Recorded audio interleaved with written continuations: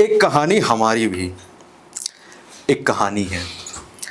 एक कहानी है जो हर एक उस शख्स को सुनानी है जिसने खोया तो कुछ भी नहीं, मगर रोई रोई उसकी आधी जिंदगानी है। आधी ही क्यों? आधी इसीलिए कि लाड प्यार ने तो बचपन बिगाड़ डाला, चढ़ती जवानी में तो कमसीन जिम्मेदारियों ने बर्बाद कर डाला, बुढ़ापे में तो मज़े मौत के भी थे, अपनों ने तो अपना ही जनाजा उठा डाला। क्या करता जनाब, ज़रूरतें पूरी करने की उम्र में ज़रूरत बनकर कहीं ठहर सा गया था, वक्त के साथ चल ना सका तो ज़माने ने भी मुंह पर क्या खूब थूका था। मुंह को साफ कर आईने के सामने सवर रहा हूँ, बन ठन के कहीं तो बिन सवेरे निकल रहा हूँ। चौराहे पर मिला फकीर तो उसने पूछा क्या हाल चाल है बच्चा। मैंने भी कह दिया बाबा, ज़माने की इस बेरुखी में अपना हाल मत पूछो, जिस बेवफाई ने लत शराब की लगा दी हो, आज वही शराब वफादार हो गया।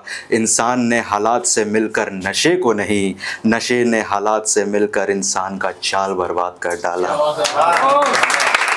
ये कहकर फिर मैं चला गया, चलते चलते बस चलता ही रह गया। सांसों में उभार आई तो हकीकत ने रोक लिया, ऊपर देखा तो ख्यालों ने नाजायज शाम के साथ बैठा दिया।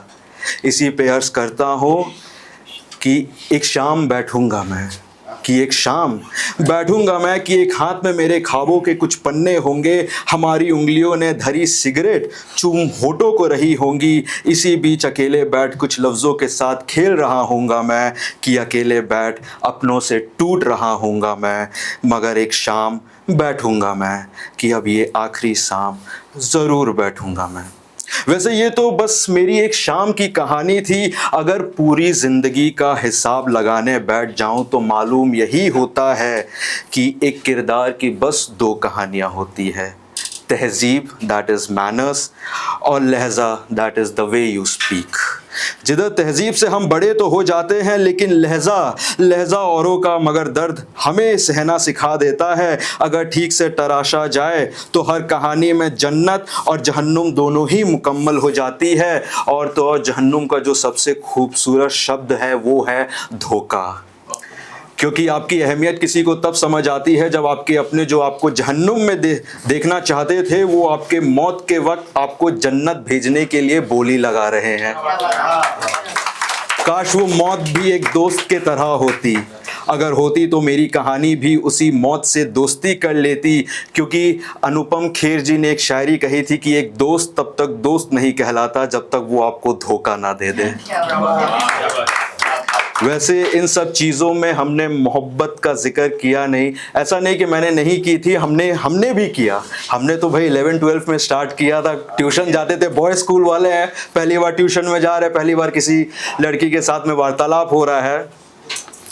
तो मोहब्बत की तो बड़ी कमाल की दास्तां होती है, और इसी दास्तां में हम एक गलती भी ज़रूर कर देते हैं।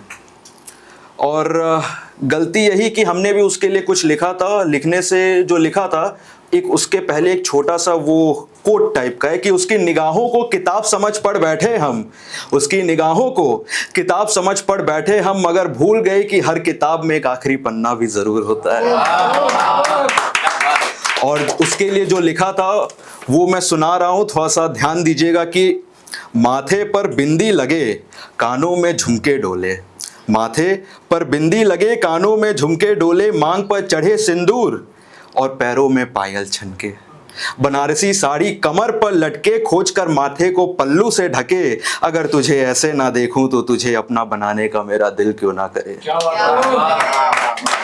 इंसान की जात में मर्दों का रूप लिया है, मगर हर मर्द की तरह मेरी मर्दांगी नज़रों पर कभी तू सवाल ना करना। क्योंकि खुदा से कहता हूँ कि ये जो आखिरी लाइन है वो हमारा नहीं है, सेट नहीं हो रहा था तो मैंने भी किसी का लेकर के इसमें ऐड कर दिया था। और आखिरी लाइन यही है कि इंसान के जात में मर्दों का रूप लिया है, मगर हर मर्द की तरह मेरी मर्दानगी नज़रों पर कभी तू सवाल ना करना। क्योंकि खुदा से कहता हूँ कि देखा है तुझे जिस नज़र से, उस नज़र से कभी तुझे नज़र ना लगे। और अंत में जब किताब ख़त्म हो जाती है तो एहसास यही होता है कि ये जो शेर व शायरियाँ होती है ना, वो बहलाते सिर्फ दिल है। क्योंकि लफ्ज़ों को लाख कागज़ों पर उतार कर देख लो, महबूब तब भी वापस नहीं आती। और अंत में बस यही कहूँगा कि वैसे तो सफ़र कल भी था, सफ़र आज भी जारी है। माना कुछ उम्मीदें टूटी हैं, लेकिन कुछ ख्वाहिशें अब भी बाकी है। धन्यवाद। That was my time. Thank you.